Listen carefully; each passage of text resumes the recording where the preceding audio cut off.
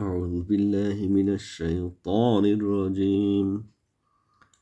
بسم الله الرحمن الرحيم.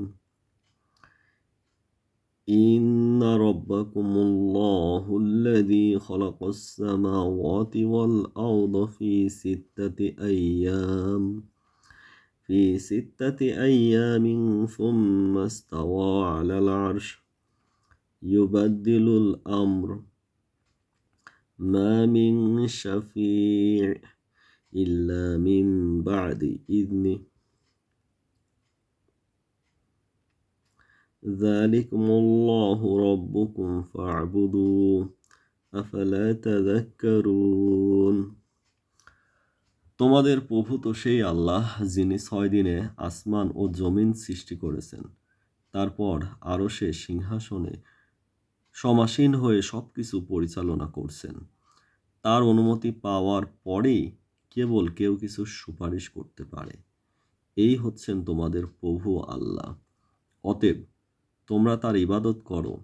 তবে কি তোমরা উপদেশ গ্রহণ করবে না?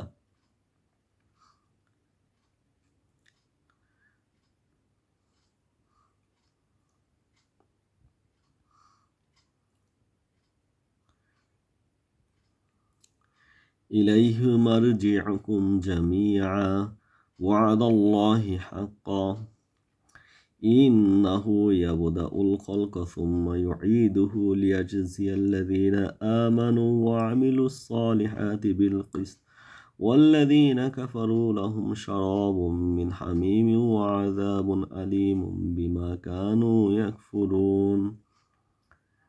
তার কাছেই তোমাদের সকলের প্রত্যাবর্তন নির্ধারিত। আল্লাহর ওয়াদা সত্য। তিনিই প্রথম সৃষ্টি করেন, পরে ঈমানদার ও সৎকর্মশীলদের ন্যায্য প্রতিফল দেওয়ার জন্য আবার সৃষ্টি করবেন। তবে যারা কাফের, কুফরি করার কারণে তাদের জন্য রয়েছে গরম পানির শরবত ও কষ্টদায়ক শাস্তি।